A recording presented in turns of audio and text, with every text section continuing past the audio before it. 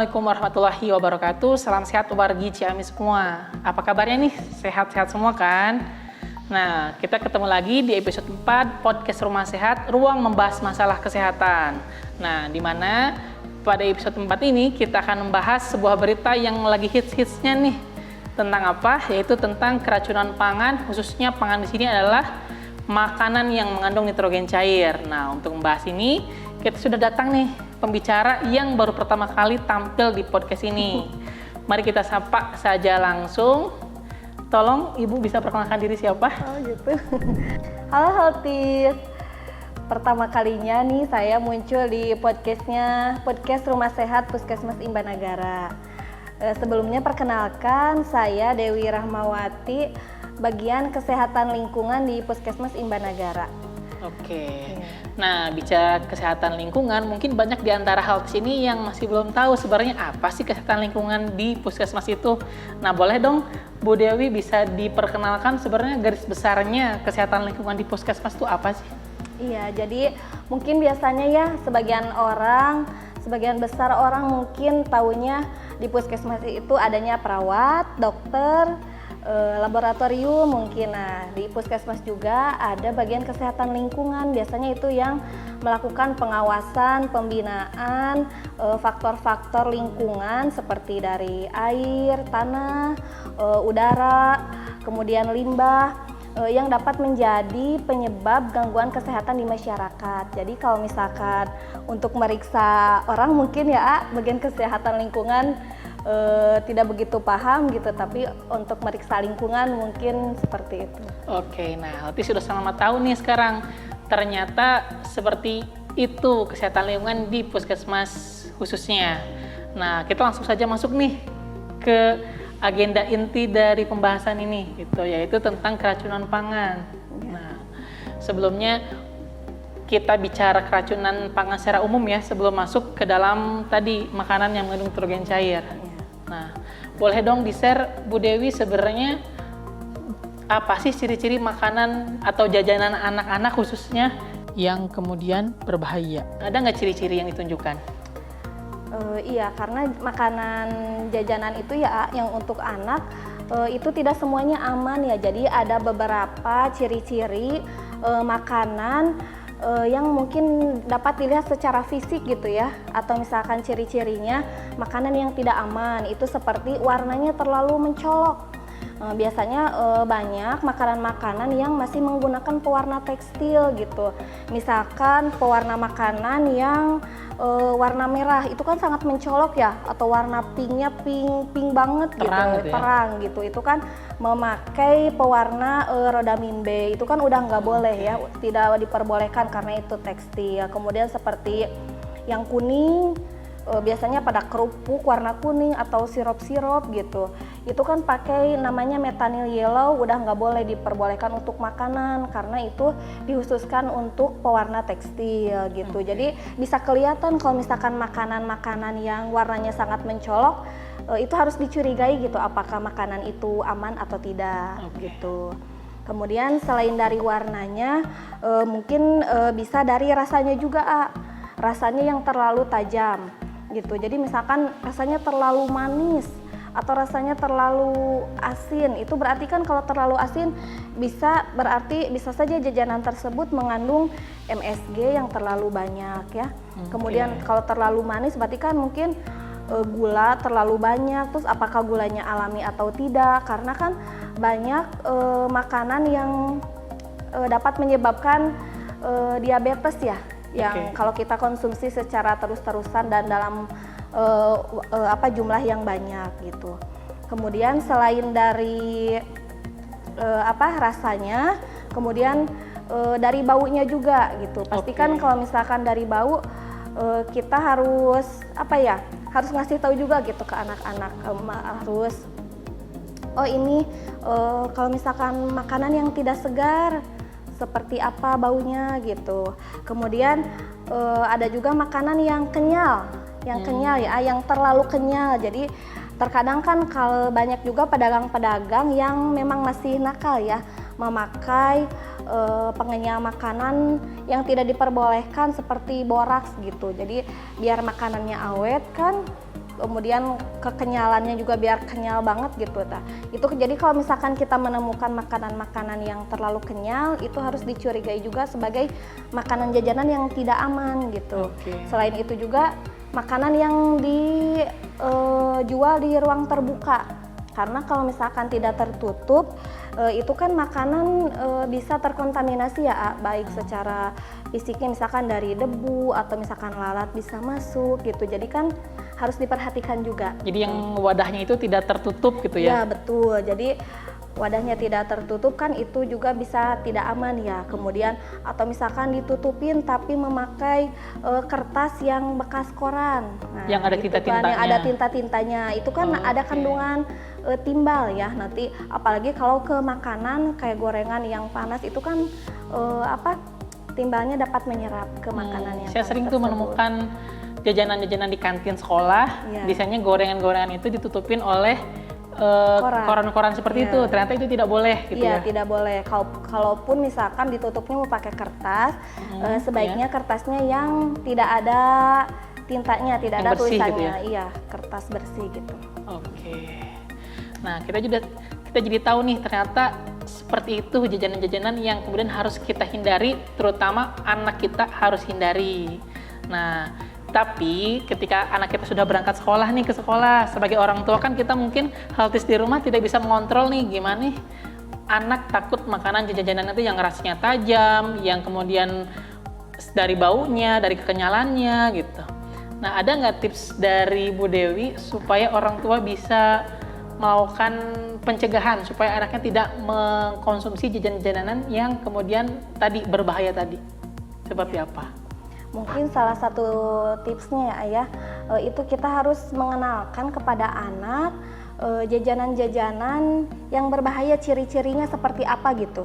Jadi ada edukasi juga dari kita sebagai orang tua ya kepada anak. Kalau misalkan, Dek, kalau nemu makanan yang misalnya warnanya mencolok seperti itu ya, tidak boleh konsumsi. Atau misalkan sekarang kan banyak tuh minuman-minuman ya, minuman-minuman kayak apa ya, minuman-minuman instan yang mungkin mengandung bahan pengawet seperti itu kan banyak anak-anak konsumsi gitu. Kita bisa mengedukasi juga gitu sebelum anak-anak jajan ke sekolah gitu, membiasakan gitu ya, memberitahu kepada anak untuk tidak mengkonsumsi jajanan-jajanan tersebut. Dan pastinya kita sebagai orang tua diusahakan untuk membekali anak-anak makanan yang sehat mungkin ya, itu lebih baik. Kalau makanan yang dibuat orang lain mungkin kita tidak tahu bahannya seperti apa, apakah cara pengolahannya bersih. Tapi kalau kita yang bikin orang tuanya, kita tahu persis bahannya apa, cara buat seperti apa ya. Iya betul. Jadi tadi kalau boleh saya review, yang pertama diedukasi anaknya, apa jajanan yang baik dan tidak gitu. Nah lalu tadi kalau diusahakan sebagai orang tua membekali anaknya jajanan yang sehat langsung gitu. Iya betul. Karena kalau sudah di sekolah mungkin harus ada kerjasama juga ya dari pihak sekolahnya mungkin untuk mengawasi anak-anak ketika melakukan jajan mungkin ya pada waktu di sekolah. Jadi ada peran pihak sekolah nih. Ada peran pihak sekolah karena tidak bisa hanya peran orang tua saja gitu yang berperan dalam pengawasan untuk jajan anak. Iya, ditambah mungkin anak masih banyak coba-cobanya gitu ya. Iya betul. Nah, jadi seperti itu nih, kita sudah tahu secara umum tentang ciri-ciri keracunan dan juga tipsnya. Nah, kita langsung masuk nih ke berita-berita yang sedang hangat-hangatnya di nasional mungkin ya. Karena di Jawa Barat sendiri, per akhir 2022 sudah ada 28 kasus anak yang keracunan jajanan mengandung nitrogen cair, khususnya Ciki Ngebul ini. Nah, sekarang sebelum menginjak ke seberapa bahayakah Ciki Ngebul itu atau jajanan yang mengandung nitrogen cair, boleh nggak sih diceritakan sama Bu Dewi dari asal mula kasus ini sampai kemudian sekarang menjadi berita KLB yang kemudian sudah ditetapkan gitu. Jadi pada kasus Cikbul ini ya, awalnya itu pada bulan Juli 2022 ada satu kasus di Ponorogo. Itu satu anak terdapat luka bakar setelah mengkonsumsi Ciki Ngebul itu. Kemudian pada bulan November 2022 itu ditemukan di Tasik ya. Di Tasik sebanyak 23 siswa itu setelah mengkonsumsi ciki ngebul itu merasa sesak. Kemudian ada 1 orang dilarikan ke IGD rumah sakit gitu. Kemudian selain itu pada bulan Desember juga di Rumah Sakit Haji Jakarta itu sama ada kasus juga keracunan oleh ciki ngebul gitu.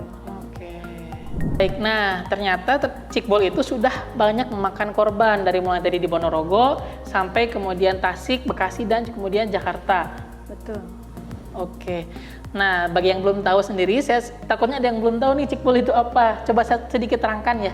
Cikbul itu kayak seperti jajanan ciki yang kemudian ditambahkan nitrogen cair sehingga menimbulkan efek asap atau ngebul bahasa Sundanya, sehingga menarik minat anak untuk membeli makanan tersebut. Nah, oke. Setelah kita tahu kasusnya ternyata seperti ini, nah kita mulai masuk nih. Bahaya nggak sih sebenarnya? Seberapa berbahaya nggak sih? Sudah banyak korbannya. Namun untuk lebih jelas bahayanya, coba kita cari tahu langsung. Seberapa berbahayanya makanan yang mengandung nitrogen cair untuk dikonsumsi? Gimana Bu Dewi? Ya, jadi kalau misalkan nitrogen cair itu kan jadi kalau misalkan dari 1 sendok nitrogen cair ketika bertemu dengan permukaan yang ada di ruang suhu ruang gitu ya, misalkan kayak ciki itu kan tidak dingin ya. Nah kalau misalkan 1 sendok cair itu bisa menjadi 7 liter perbandingannya. Jadi ketika dari cair ke gas itu perbandingannya 1:694. Jadi segitu banyaknya gitu, segitu banyaknya. Jadi sebenarnya nitrogen cair ini bukan untuk dikonsumsi gitu sebenarnya. Tujuannya, tapi nitrogen cair itu adalah bahan penolong untuk memproses mempercepat pembekuan gitu. Jadi bukan untuk dikonsumsi ketika asapnya masih ada gitu. Iya, jadi berarti kan apabila dikonsumsi pasti akan menimbulkan efek atau gangguan kesehatan ya Ayah. Nah itu kan jadi nitrogen cair itu ketika berubah menjadi gas itu berada pada titik beku yang sangat dingin gitu, pada suhu min 195 derajat, sehingga sangat dingin sekali, sehingga efeknya kalau misalkan terkena pada organ seperti kulit itu dapat menyebabkan radang dingin atau luka bakar seperti itu.